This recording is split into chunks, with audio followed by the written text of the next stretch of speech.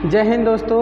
पिछले वीडियो में हम लोगों ने लेंस सूत्र को सत्यापित किया था, ठीक है। तथा आज हम लोग देखेंगे अवतल लेंस, उत्तल लेंस का उपयोग तथा अवतल लेंस और उत्तल लेंस में अंतर, और इसके अलावा हम लोग लेंस की जो क्षमता होती है, आवर्धन क्षमता, उसको भी हम लोग देखेंगे, या फिर लेंस का जो क्षमता होता है उसको भी हम आज लोग देखेंगे, ठीक है। तो शुरू करते हैं हम लोग क्या चीज़, अवतल लेंस और उत्तल लेंस का उपयोग। तो हम लोग पिछले वीडियो में पढ़ चुके हैं कि अवतल लेंस क्या होता है। अवतल लेंस बीच में पतला होता है और किनारों पर मोटा होता है, जबकि उत्तल लेंस क्या होता है, तो उत्तल लेंस बीच में मोटा होता है और किनारों पर पतला होता है, ठीक है। तो उसके अनुसार हम लोग उसका उपयोग देखेंगे। जैसे अवतल लेंस में कैसा प्रतिबिंब बनता था, तो हमेशा काल्पनिक बनता था, वहीं उत्तल लेंस में हर स्थिति में अलग अलग प्रतिबिंब बनता था, ठीक है। इसके अनुसार उसका दोनों का उपयोग अलग अलग होता है, ठीक है। तो हम आइए शुरू करते हैं क्या चीज़, तो लेंस का उपयोग, ठीक है। आज का हमारा टॉपिक रहेगा अवतल लेंस तथा उत्तल लेंस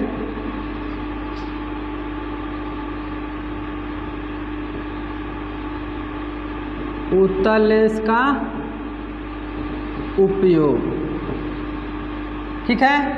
हम क्या करते हैं, बीच में लाइनिंग दे देंगे और दोनों को समझेंगे एक एक करके, ठीक है। इधर हम लिख देते हैं अवतल लेंस और इधर लिख देते हैं उत्तल लेंस, ठीक है। दोनों का हम लोग क्या देख रहे हैं, उपयोग देख रहे हैं, ठीक है। अवतल लेंस क्या होता है, अवतल लेंस बीच में पतला होता है तथा किनारों पर मोटा होता है, ठीक है। इसका उपयोग क्या होता है, तो इसका उपयोग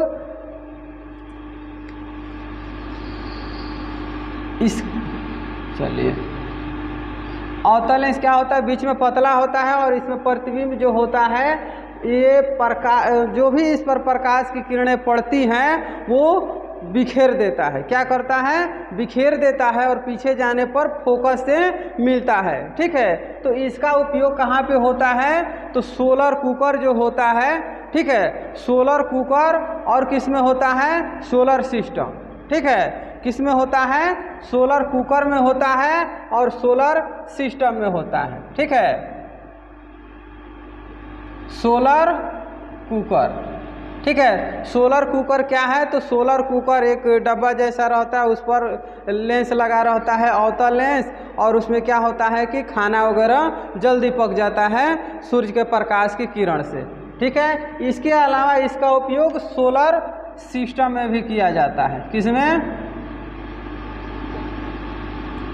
सोलर सेल, जिसे हम लोग बिजली का उत्पादन करते हैं, बिजली वगैरह बनाते हैं, इसमें भी इसका उपयोग करते हैं, ठीक है। और उत्तल लेंस में देखते हैं, तो उत्तल लेंस का उपयोग किस में करते हैं, तो उत्तल लेंस का हम उपयोग करते हैं, इसमें प्रतिबिंब क्या होता है, बड़ा बनता है, ठीक है। क्या होता है, इसमें प्रतिबिंब बड़ा बनता है, तो इसका उपयोग हम लोग कई क्षेत्रों में करते हैं, ठीक है। जैसे फोटोग्राफिक कैमरा होता है, ठीक है, कैमरा में इसका उपयोग होता है उत्तल लेंस का, ठीक है। फोटोग्राफिक कैमरा जो होता है उसमें उत्तल लेंस का उपयोग होता है, ठीक है। इसके अलावा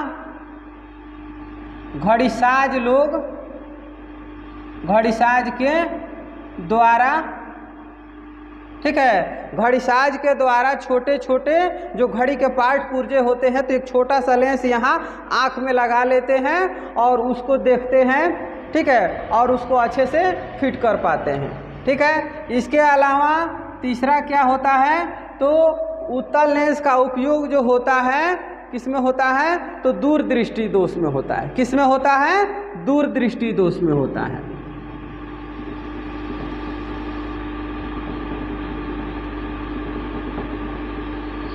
किस में होता है, दूरदृष्टि दोष, यानी कि वैसे व्यक्ति जिनको दूर की वस्तु देख पाती है अच्छे से लेकिन नज़दीक की वस्तु नहीं देख पाते हैं, उनको क्या होता है, दूरदृष्टि दोष हो जाता है। तो वैसे व्यक्तियों के उपचार के लिए डॉक्टर क्या कहते हैं कि आप उत्तल लेंस का उपयोग कीजिए। ठीक है, वैसे ही अवतल लेंस का उपयोग कहाँ पर होता है, तो इसका उपयोग होता है निकट दृष्टि दोष में। किसमें?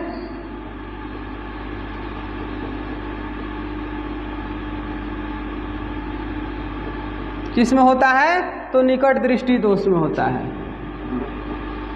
ठीक है, निकट दृष्टि दोष में होता है। ठीक है, तो ये हमारा अवतल लेंस और उत्तल लेंस का उपयोग है, जिसमें उत्तल लेंस में क्या होता है, तो कैमरा में इसका उपयोग किया जाता है, घड़ीसाज लोग करते हैं इसका उपयोग। इसके अलावा दूर दृष्टि दोष में भी इसका उपयोग किया जाता है। ठीक है,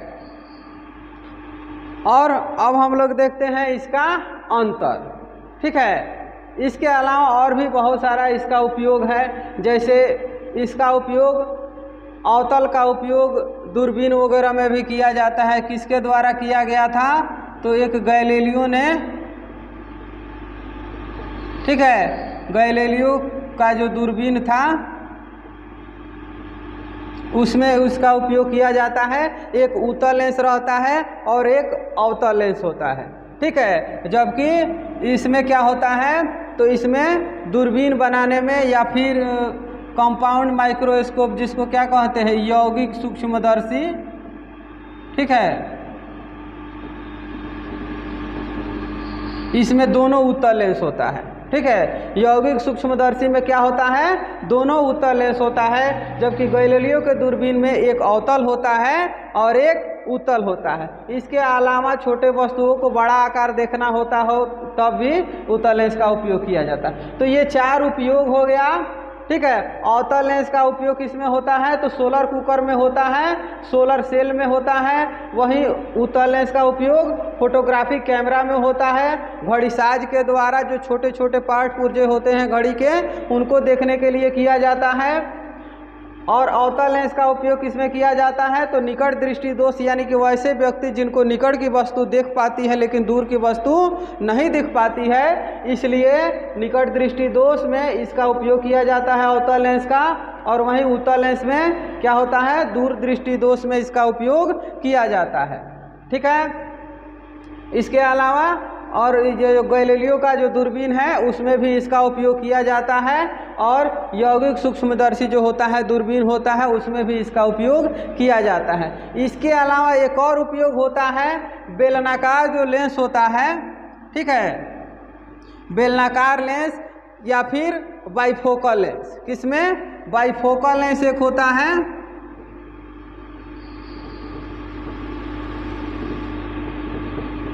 बाइफोकल लेंस में भी इसका उपयोग होता है और इसका भी बाइफोकल लेंस में होता है।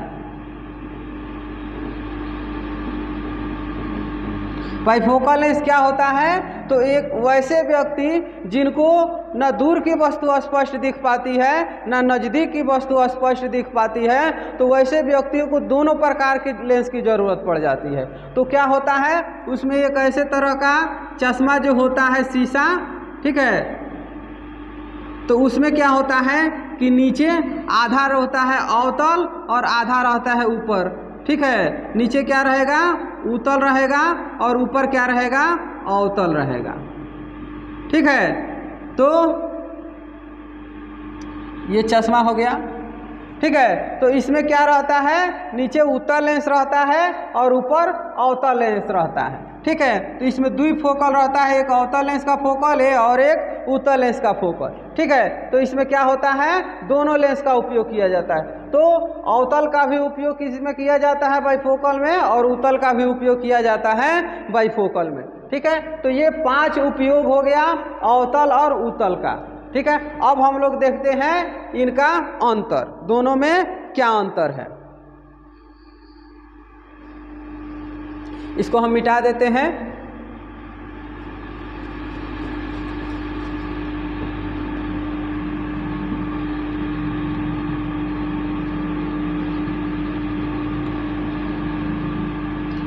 इसको भी मिटा देते हैं। यहाँ पर हम लिख देते हैं अंतर। ठीक है, अवतल लेंस तथा उत्तल लेंस में अंतर। ठीक है, अवतल लेंस और उत्तल लेंस में अंतर। ठीक है, एक नंबर देखते हैं। तो अवतल लेंस कैसा होता है? अवतल लेंस बीच में पतला तथा किनारों पर मोटा होता है। ठीक है, जबकि उत्तल लेंस क्या होता है? बीच में मोटा और किनारों पर पतला होता है। ठीक है, तो ये पहला अंतर हो गया। क्या होता है? यह बीच में पतला तथा किनारों पर मोटा होता है। ठीक है, यह बीच में पतला तथा किनारों पर मोटा होता है, लेकिन यही उत्तल लेंस क्या होता है? यह बीच में मोटा तथा किनारों पर पतला होता है। पहला अंतर हो गया। दूसरा अंतर क्या हो जाता है? अवतल लेंस को हम क्या कहते हैं? अपसारी लेंस कहते हैं। ठीक है, इसे अपसारी लेंस कहते हैं, जबकि उत्तल लेंस को क्या कहते हैं? उत्तल लेंस को इसे अभिसारी कहते हैं। क्या कहते हैं? अभिसारी लेंस कहते हैं। क्यों कहते हैं? तो देखिए, ये क्या करता है? प्रकाश की किरणें को बिखेर देता है, डाइवर्ट कर देता है। ठीक है, इसलिए इसको हम क्या कहते हैं? अपसारी कहते हैं। जबकि ये क्या करता है? ये बिखेरता नहीं, सिमेट देता है। कहाँ पे? फोकस पे। ठीक है, ये फोकस पर सिमेट देता है, इसलिए इसको अभिसारी कहते हैं। और ये क्या करता है? ये बिखेर देता है, इसलिए इसे क्या कहते हैं? अपसारी लेंस कहते हैं। क्या कहते हैं? अपसारी लेंस। ठीक है, ये दूसरा अंतर हो गया। तीसरा क्या होता है?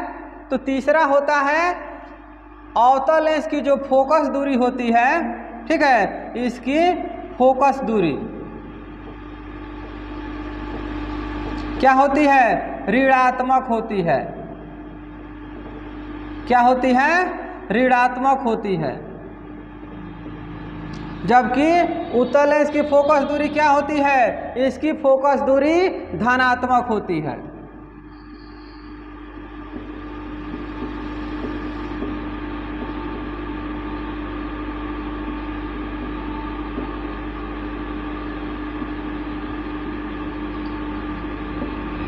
क्या होती है? इसकी फोकस दूरी धनात्मक होती है।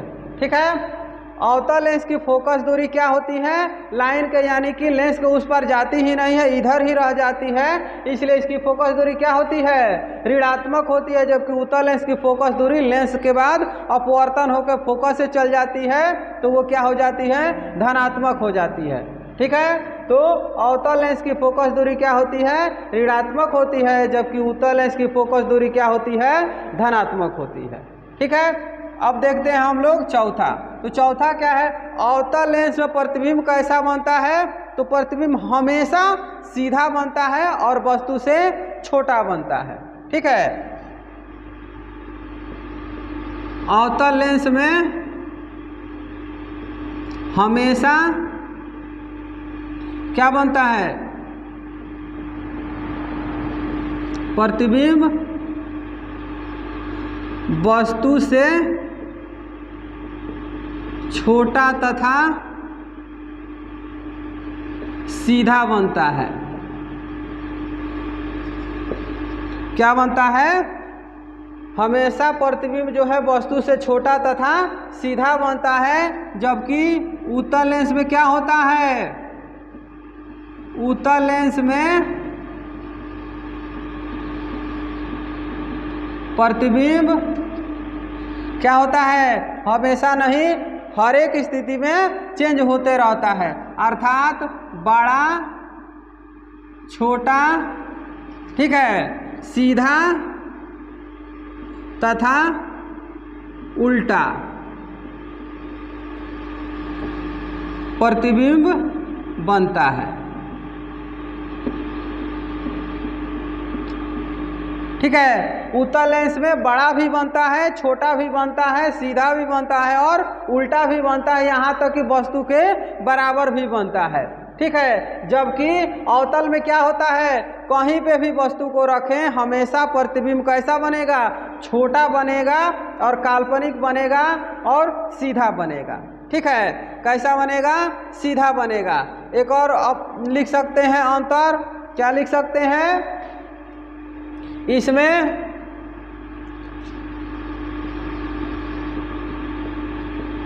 प्रतिबिंब क्या बनता है, हमेशा काल्पनिक बनता है।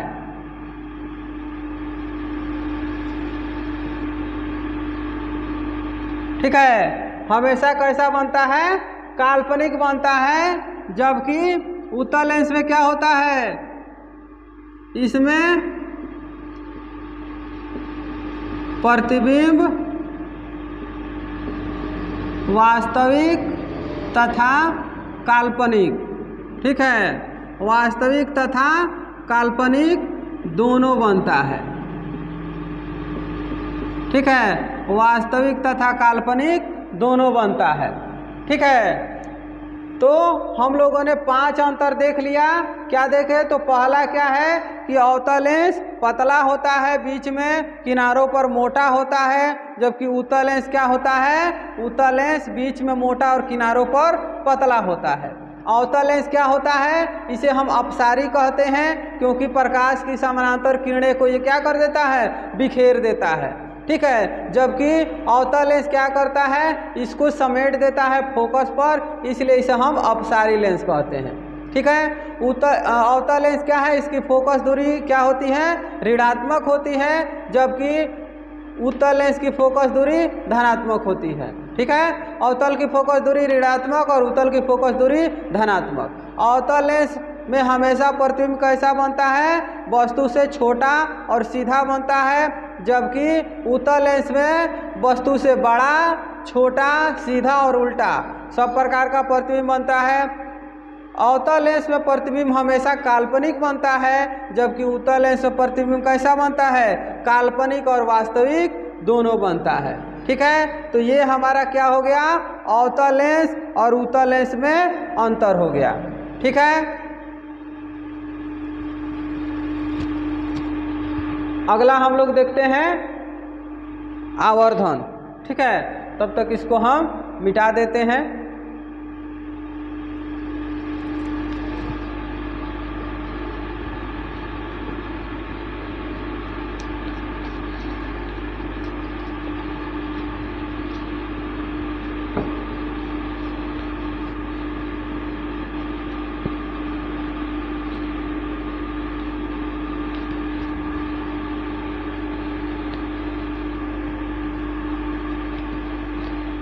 तो आवर्धन हम लोग देख चुके हैं, किसमें, आवर्धन हम लोग पढ़े थे दर्पण में। ठीक है, दर्पण में हम लोग क्या पढ़े थे कि प्रतिबिंब की ऊंचाई तथा वस्तु की ऊंचाई के अनुपात को क्या कहते हैं, आवर्धन कहते हैं। ठीक उसी प्रकार लेंस में भी होता है, प्रतिबिंब की ऊंचाई तथा वस्तु के ऊंचाई को आवर्धन कहते हैं।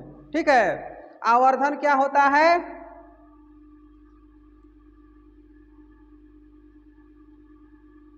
आवर्धन, ठीक है, क्या होता है, प्रतिबिंब की ऊंचाई तथा वस्तु की ऊंचाई के अनुपात को आवर्धन कहते हैं। ठीक है, प्रतिबिंब की ऊंचाई तथा वस्तु की ऊंचाई के अनुपात को आवर्धन कहते हैं। ठीक है, अगर प्रतिबिंब की ऊंचाई, वस्तु की ऊंचाई क्या है, वस्तु की ऊंचाई अगर हम मानते हैं h है और प्रतिबिंब की ऊंचाई h डैश है, तो क्या हो जाएगा, आवर्धन बराबर प्रतिबिंब की ऊंचाई बटा वस्तु की ऊंचाई। ठीक है, क्या हो जाएगा, h डैश बटा h, हाइट यानी कि हाइट से ऊंचाई होता है h डैश। ठीक है, आवर्धन बराबर क्या हो जाएगा, आवर्धन को दूरी के रूप में भी देखते हैं। ठीक है, जैसे प्रतिबिंब की दूरी बटा वस्तु की दूरी। ठीक है, इसलिए क्या हो जाएगा, प्रतिबिंब की दूरी क्या हो जाती है, v हो जाता है और वस्तु की दूरी u।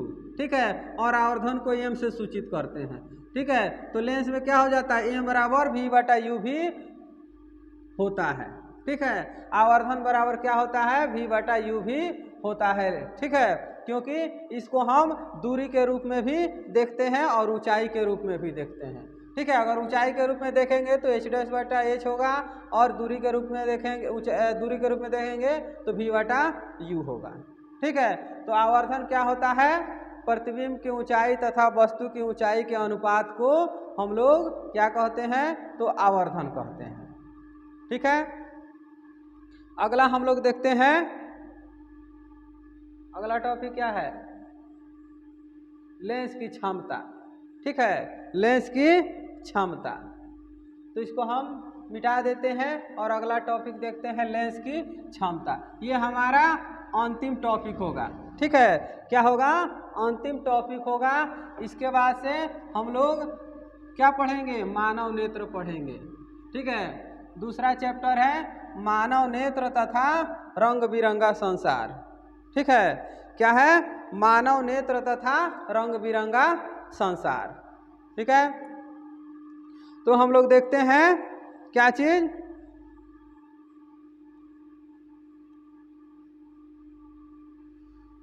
लेंस की क्षमता।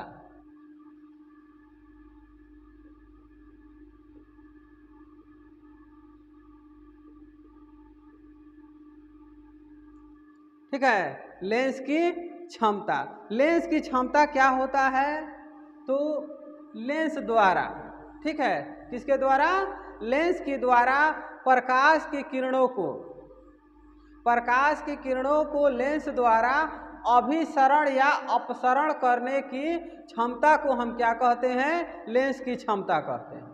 ठीक है, प्रकाश की किरणों को लेंस द्वारा अभिसरण या अपसरण करने की मात्रा को क्या कहते हैं, तो लेंस की क्षमता कहते हैं। ठीक है, यानी कि प्रकाश की किरण है जब लेंस पर पड़ती है तो वो कितना क्या होती है, अभिसरण हो रही है या कितना अपसरण हो रही है, उसी को हम क्या कहेंगे, लेंस की क्षमता कहेंगे। ठीक है, तो प्रकाश की किरणों को अभिसरण या अपसरण करने की मात्रा को हम क्या कहते हैं, लेंस की क्षमता कहते हैं। तो इसको हम लिखते हैं, प्रकाश की किरण को, ठीक है, लेंस द्वारा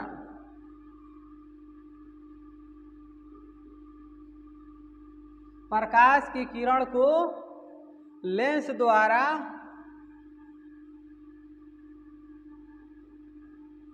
अभिसरण या अपसरण, ठीक है, अभिसरण या अपसरण करने की मात्रा को डिग्री भी कहते हैं। ठीक है, कितना डिग्री अभिसरण या अपसरण हो रहा है, तो क्या कहते हैं, अभिसरण या अपसरण करने की मात्रा को लेंस की क्षमता कहते हैं। ठीक है, लेंस की क्षमता को किससे सूचित किया जाता है, तो इसे P से सूचित किया जाता है, इसे P से क्या होता है, सूचित किया जाता है।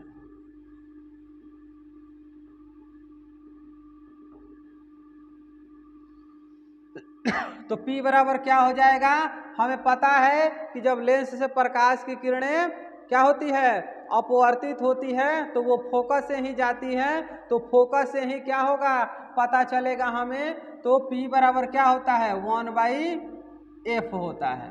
ठीक है, क्या होता है P बराबर 1/f, यानी कि लेंस की क्षमता बराबर क्या हो जाता है 1/f हो जाता है।